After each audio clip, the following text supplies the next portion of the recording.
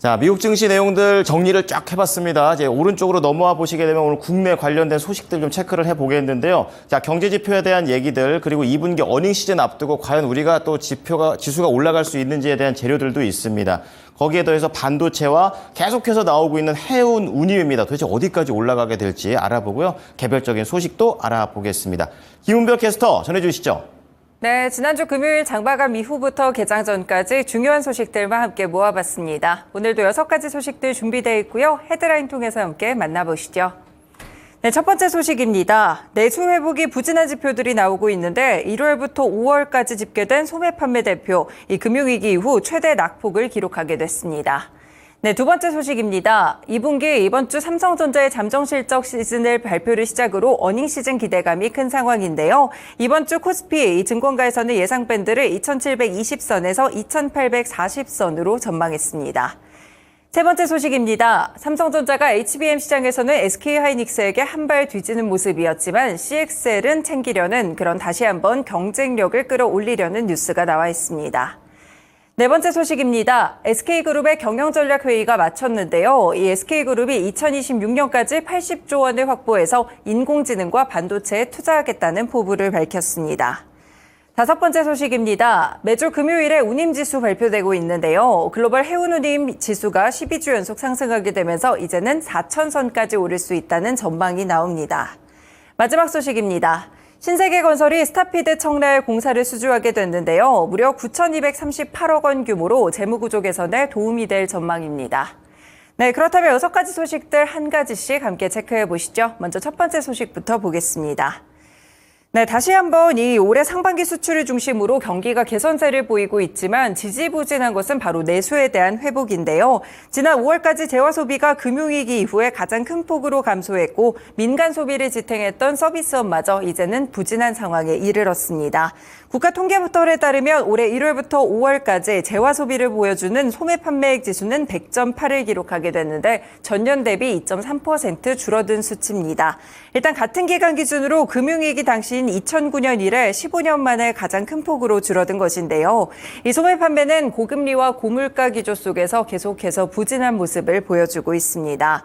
최근 2년 가운데 4개월을 뺀 20개월간 모두 감소를 했고요. 올해 들어서는 2월에 반짝 증가했을 뿐 1월 그리고 3월부터 5월까지도 내내 지표들이 뒷걸음치는 모습이었는데요.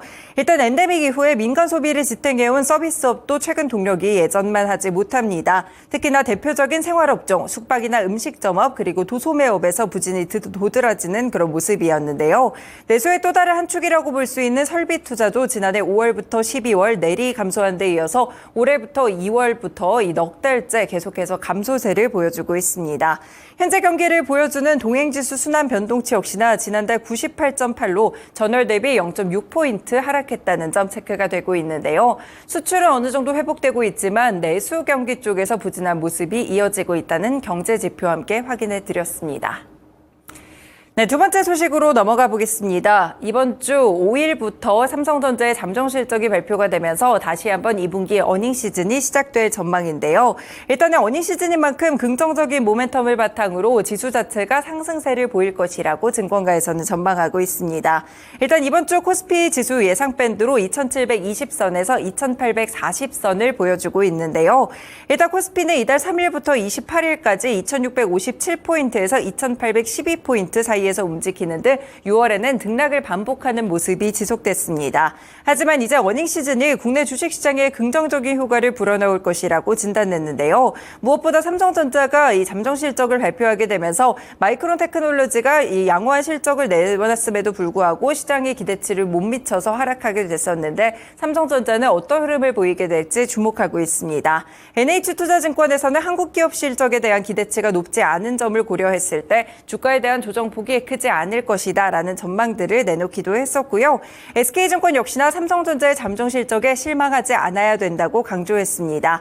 그리고 미국 경제가 견조하다는 이번 주 지표들을 확인할 필요성도 있다라고 짚었고요. 마지막으로 신한투자증권에서는 수출 중심 실적에 따른 펀더멘털 개선에 집중해야 된다고 조언을 했습니다. 그러면서 3분기 수출 호조와 이익 개선이 기대되고 있는 반도체 그리고 조선, 건강관리 업종들을 하반기에 주목해야 될 업종 3가지로 함께 이렇게 추천하기도 했습니다. 네, 이와 관련된 모멘텀들 살펴보시면서 이번 주 흐름도 대응해 보시면 되겠네요.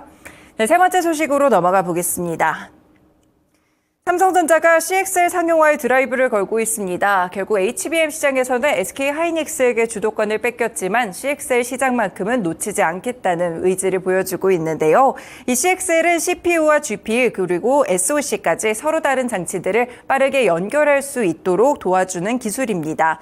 최근에 주목받고 있는 인공지능 반도체에는 GPU와 D램을 수직으로 쌓아 올리고 메모리 간 이동 통로를 넓혀서 대량으로 데이터를 설치할 수 있도록 확인된 HBM이 탑재되지만 이 서버용 CPU와 DDR5와 같은 기존 D램이 그대로 사용되고 각 장치의 통신 규격이 다르기 때문에 데이터가 이동하는 과정에서 약간의 충돌 문제가 있었습니다.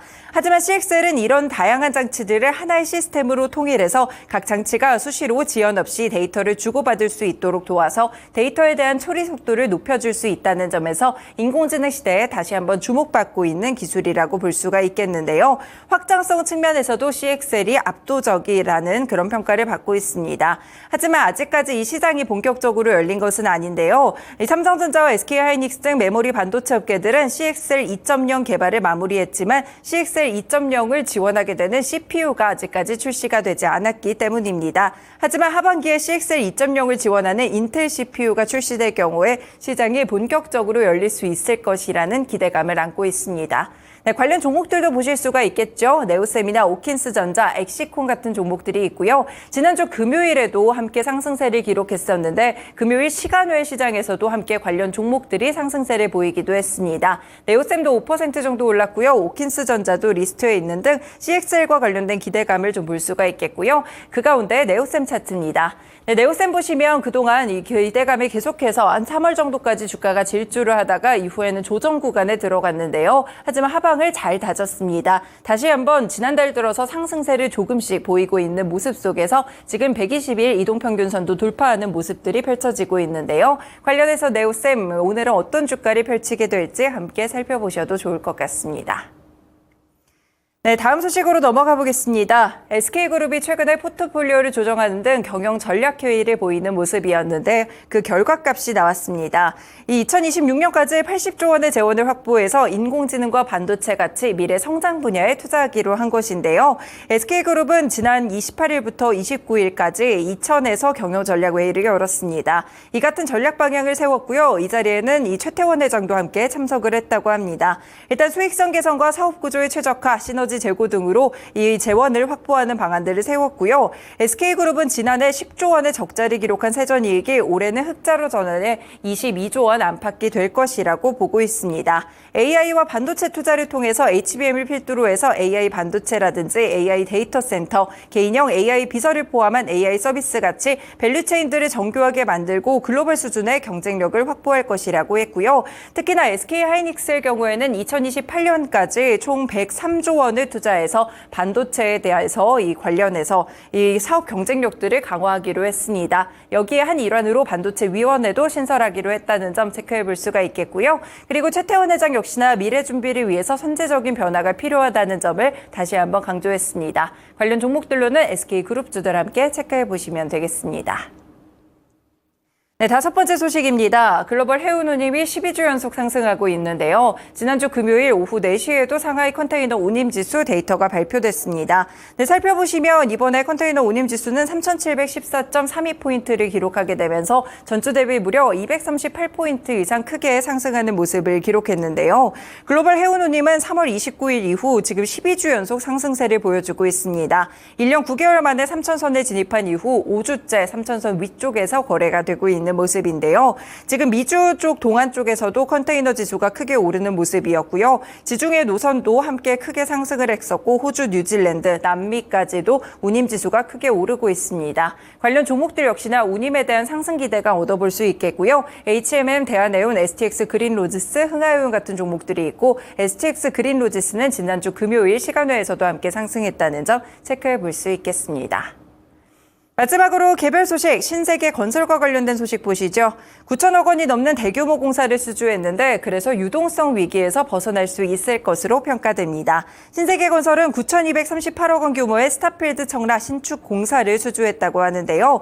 이 청라 신축 공사비 8,227억 원에 이 가운데 전기 공사비를 합한 액수로 지난해 회사 매출의 61.5%에 해당하는 규모입니다. 이 모기업인 신세계그룹이 추진하는 역점 사업 가운데 하나인데요. 복합 엔터테인먼트 시설을 조성하는 사업이라고 볼 수가 있겠고요. 결국에는 이 신세계건설이 지난 5월에 6,500억 원의 자본을 추가해서 부채 비율을 기존 800%에서 200% 미만까지 줄인 바가 있었는데요. 이번과 관련된 모멘텀을 통해서 다시 한번 신세계건설 유동성 위기에서 완벽하게 벗어날 수 있을지 주목되고 있습니다. 관련 종목으로 신세계건설 함께 체크해 보시면 좋을 것 같습니다. 네, 이렇게 오늘도 6가지 소식들 개장 전에 중요한 소식들로 함께 전해드렸습니다. 지금까지 모닝뉴스였습니다.